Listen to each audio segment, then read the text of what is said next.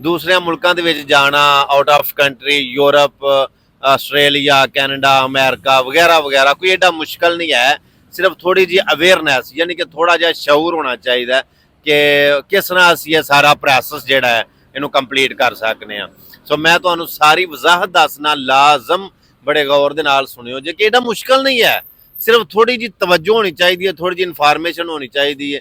ਤੁਸੀਂ step by step ਜਿਹੜਾ ਨਾ ਇਹ ਸਾਰਾ ਕੰਮ ਕਰਕੇ, ਤੇ ਜਿਵੇਂ ਏਜੰਟਾਂ ਪਿੱਛੇ ਜ਼ਲੀਲ ਹੁੰਦੇ ਰਹਿੰਦੇ ਨੇ ਮੁੰਡੇ, ਲੀਬੀਆ ਦੇ ਜ਼ਰੀਏ, ਈਰਾਨ ਤੁਰਕੀ ਦੇ ਜ਼ਰੀਏ, ਜਾਂ ਗੈਰ ਕਾਨੂੰਨੀ ਬੜਾ ਮਤਲਬ ਖੱਜਲ ਖਰਾਬ ਹੁੰਦੇ ਰਹਿੰਦੇ ਨੇ। ਮੈਂ ਸਭ ਤੋਂ ਪਹਿਲਾਂ ਤਾਂ ਆਖਾਂਗਾ ਗੈਰ ਕਾਨੂੰਨੀ ਕੋਈ ਵੀ ਸਟੈਪ ਨਹੀਂ ਲਓ, ਕਿਉਂਕਿ ਗੱਡੀ ਚਲੀ ਜਾਏ, ਕਾਰ ਚਲਾ ਜਾਏ, ਜ਼ਮੀਨ ਚਲੀ ਜਾਏ, ਬੈਂਕ ਬੈਲੈਂਸ ਚਲਾ ਜਾਏ, ਉਹ ਵਾਪਸ ਪਲਟ ਆਏਗਾ। ਲੇਕਿਨ ਅਗਰ ਖੁਦਾ ਨਾ ਖਾਸਤਾ ਜਾਨ ਚਲੀ ਗਈ ਤੇ ਉਹ ਤੇ ਵਾਪਸ ਨਹੀਂ ਆਏਗੀ। ਸੋ ਕੁਝ ਵੀ ਹੋਵੇ, ਜਾਨ ਦਾ ਰਿਸਕ ਨਹੀਂ ਲੈਣਾ ਚਾਹੀਦਾ। ਕਾਨੂੰਨੀ ਤਰੀਕੇ ਦੇ ਨਾਲ, ਜੋ ਲੀਗਲ ਰਾਸਤਾ ਉਹਦੇ ਤਰੀਕੇਕਾਰ ਦੇ ਨਾਲ ਤੁਸੀਂ ਸਾਰਾ, ਜਿਵੇਂ ਮੈਂ ਦੱਸਣਾ, ਤੁਸੀਂ ਸਾਰਾ ਸਟੈਪ ਲਓਗੇ ਨਾ ਤੇ ਇਨਸ਼ਾਅੱਲਾ ਤੁਸੀਂ ਕਾਮਯਾਬ ਹੋ ਜਾਓਗੇ। ਮੈਂ ਇਸ ਵਕਤ ਥਾਈਲੈਂਡ ਦੇ ਕੈਪੀਟਲ बैंकॉक ਦੇ ਵਿੱਚ ਹਾਂ। बैंकॉक ਇੱਕ ਐਸਾ ਖੂਬਸੂਰਤ ਸ਼ਹਿਰ ਹੈ, ਐਡਾ ਸੋਹਣਾ ਸ਼ਹਿਰ ਹੈ ਕਿ ਇਹਨੂੰ ਸਮਾਈਲ ਯਾਨੀ ਕਿ ਮੁਸਕਰਾਹਟਾਂ ਦਾ ਸ਼ਹਿਰ ਆਖਿਆ ਜਾਂਦਾ। ਇਹ ਬਹੁਤ ਖੂਬਸੂਰਤ, ਬਹੁਤ ਸ਼ਾਨਦਾਰ ਨਜ਼ਾਰਾ ਵੇਖ ਰਹੇ ਹੋ ਤੁਸੀਂ, ਸਫਾਈ ਸੁਥਰਾਈ। ਔਰ ਇਥੋਂ ਦੇ ਲੋਕਾਂ ਦੀ ਇੱਕ ਬੜੀ ਸੋਹਣੀ ਤਾਰੀਫ ਇਹ ਵੇ ਕਿ ਚੋਰ ਨਹੀਂ ਔਰ ਸੜਦੇ ਨਹੀਂ।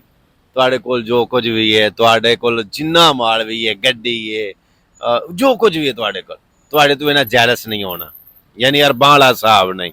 ਦੂਸਰੇ ਨੰਬਰ ਦੇ ਇਹਨਾਂ ਲੋਕਾਂ ਦੀ ਇਹ ਬੜੀ ਅੱਛੀ ਇੱਕ ਤਾਰੀਫ ਹੈ ਕਿ ਤੁਹਾਡੀ ਇੱਕ ਚੀਜ਼ ਪਈ ਹੈ ਨਾ, ਤੁਸੀਂ ਜਦੋਂ ਵੀ ਵਾਪਸ ਆਏ ਹੋ ਨਾ, ਉਹ ਚੀਜ਼ ਤੁਹਾਡੀ ਉੱਥੋਂ ਹੀ ਮਿਲੇਗੀ, ਹਾਂ, ਕਿਸੇ ਗੈਰ ਮੁਲਕੀ ਦੇ ਹੱਥ ਨਾ ਲੱਗ ਜੇ।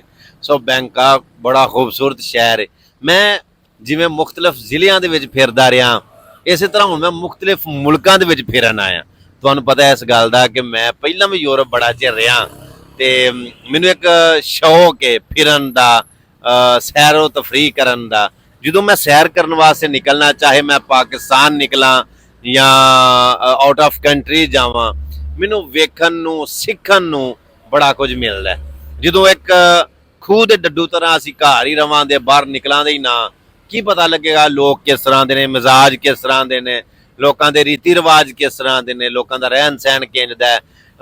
ਜਦੋਂ ਅਸੀਂ ਬਾਹਰ ਨਿਕਲਾਂਗੇ, ਜਿਵੇਂ ਆਬੋ ਹਵਾ ਬਦਲਦੀ ਹੈ, ਲੋਕਾਂ ਦੇ ਮਿਜ਼ਾਜ ਬਦਲਦੇ ਨੇ, ਤੇਵਰ ਬਦਲਦੇ ਨੇ, ਲੋਕਾਂ ਦਾ ਰਹਿਣ ਸਹਿਣ ਬਦਲਦਾ, ਫਿਰ ਬੜਾ ਕੁਝ ਸਿੱਖਣ ਨੂੰ ਮਿਲਦਾ। ਜਿਨ੍ਹਾਂ ਲੋਕਾਂ ਨੇ ਵੀ ਦੁਨੀਆ ਦਾ ਅੰਤਰਾ ਕੱਢਿਆ, ਜਿਹਨੂੰ ਸੱਤ ਆਨੇ ਆ, ਨਿਚੋੜ ਆਨੇ ਆ, ਉਹਨਾਂ ਲੋਕਾਂ ਨੇ ਫਿਰ ਮਤਲਬ ਦੁਨੀਆ ਦੀ ਸੈਰ ਵੀ ਕੀਤੀ। ਜਦੋਂ ਬਾਹਰ ਨਿਕਲਾਂਗੇ, ਸੈਰ ਕਰਾਂਗੇ, ਤੇ ਫਿਰ ਹੀ ਪਤਾ ਲੱਗੇਗਾ ਨਾ ਕਿ ਹਕੀਕਤ ਕੀ ਹੈ। ਕਿਉਂਕਿ ਸਿਰਫ ਪੜ੍ਹਨਾ ਬੜਾ ਅੱਛਾ ਹੈ, ਪੜ੍ਹਨਾ ਬੜਾ ਅੱਛਾ ਹੈ। ਜਿਸ ਤਰ੍ਹਾਂ ਕਿ ਮੈਂ ਕਿਤਾਬ ਲਿਖਣਾ ਪਿਆ, ਜਿਹਦੇ ਵਿੱਚ ਮੈਂ ਮੁਖਤਲਿਫ ਮੁਲਕਾਂ ਦੇ ਜਾਂ ਪਾਕਿਸਤਾਨ ਦੇ ਮੁਖਤਲਿਫ ਸ਼ਹਿਰਾਂ ਦੇ ਹਵਾਲੇ ਦੇ ਕੇ ਤੇ ਉਹਨਾਂ ਦੇ ਬਾਰੇ ਸਾਰਾ ਕੁਝ ਮੈਂ ਲਿਖਿਆ ਹੈ ਔਰ ਲਿਖਣਾ ਪਿਆ। ਇਸੇ ਤਰ੍ਹਾਂ ਸਾਰਾ ਕੁਝ ਗਲਤ ਨਹੀਂ ਲਿਖਿਆ ਹੁੰਦਾ, ਲੇਕਿਨ ਪੜ੍ਹਨ ਦੇ ਵਿੱਚ, ਵੇਖਣ ਦੇ ਵਿੱਚ, ਜਾਣ ਦੇ ਵਿੱਚ ਬੜਾ ਸਾਰਾ ਫਰਕ ਹੁੰਦਾ।